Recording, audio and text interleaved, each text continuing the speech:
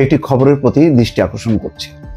বাংলাদেশকে পুরো বিদ্যুৎ সরবরাহ করবে আদানি পাওয়ার। তাহলে কি দাঁড়ালো? এই আদানি পাওয়ার নিয়ে এত বিতর্ক যে আদানি বলার ফাঁস হয়ে যাচ্ছে, এটা সরকার গিলতেও পারছে না, উগড়াইতেও পারছে না। এমন অবস্থায় এখন আদানির কাছে হাত পাততে হচ্ছে কেন?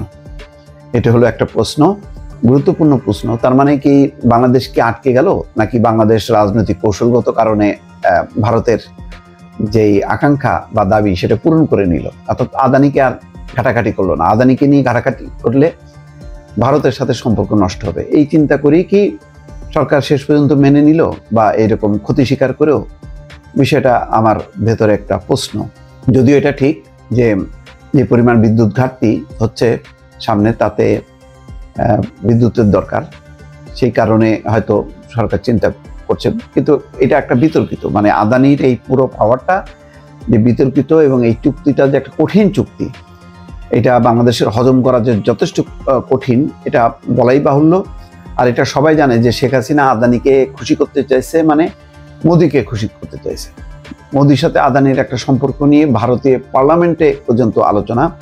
কংগ্রেস ভীষণভাবে এটা চেপে ধরেছে যে আদানির সঙ্গে মোদির বিশেষ সম্পর্ক আছে। তো সেই আদানির কাছ থেকে আবার বাংলাদেশ পাওয়া নিল, ঠিক যখন নাকি বাংলাদেশে একটা গুরুত্বপূর্ণ নির্বাচন, ঠিক নির্বাচনের আগে দিয়ে এমন একটা চুক্তি করে এই নির্বাচনটা যাতে নির্বিঘ্নে করতে পারে শেখ হাসিনা, তার মতন করে তারা মোদী সরকারকে সাপোর্ট চাইল। এখন মোদী সরকার তাই করলো শেষ পর্যন্ত। যদিও এখন আবার ভারত বলছে যে বাংলাদেশে একটা অন্তর্ভুক্তিমূলক নির্বাচন হওয়া উচিত, অর্থাৎ আগে যেটা বলার ছিল সেটা বলেনি। হাসিনার কারণে হাসিনাকে ক্ষমতায় রাখতে তখন একতরফা নির্বাচন হলেও সমস্যা নেই।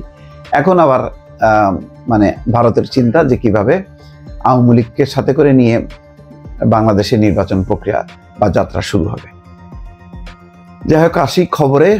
কিছুদিনের মধ্যে বাংলাদেশকে পুরো 1600 মেগাওয়াট বিদ্যুৎ সরবরাহ করবে ভারতের আদানি পাওয়ার, অর্থাৎ 3 মাস পর পুরো সরবরাহ পেতে যাচ্ছে বাংলাদেশ। যদিও বাংলাদেশ বিদ্যুতের দামে যে ছাড় ও কর সুবিধা চেয়েছিল তা দিতে রাজি হয়নি আদানি, কোনো রকম ছাড় দেয়নি। বিদ্যুতের মূল্য পরিশোধে বিলম্বের কারণে গত বছরের 31 আগস্ট গৌতম আদানির কোম্পানি বাংলাদেশে বিদ্যুৎ সরবরাহ কমিয়ে অর্ধেক করে দেয়। 1 নভেম্বর 800 মেগাওয়াট ক্ষমতা সম্পন্ন একটি বিদ্যুৎ কেন্দ্র বন্ধ করে দেয় আদানি, প্রায় অর্ধেক। শীত মৌসুমে বিদ্যুতের চাহিদা কমে যাবে, সে কারণে বাংলাদেশেও বিদ্যুৎ সরবরাহ অর্ধেক কমিয়ে দেওয়ার অনুরোধ জানায়। এর পরিপ্রেক্ষিতে আদানি পাওয়ার বিদ্যুৎ সরবরাহ অর্ধেক কমিয়ে দেয়, সেই সঙ্গে মূল্য পরিশোধের বিষয় তো ছিলই।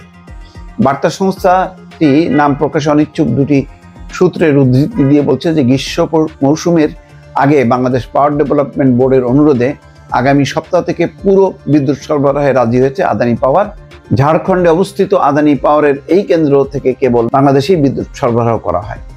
যাকে এখন দেখার বিষয় যে এই মানে আদানির বিদ্যুৎ নিয়ে কতদিন বাংলাদেশ চলতে পারবে, নাকি এক ধরনের নতি স্বীকার করলো বাংলাদেশের বিদ্যুৎ ব্যবস্থা বা সরকার, সেটাও এখন প্রশ্ন উঠবে বিভিন্ন মহলে।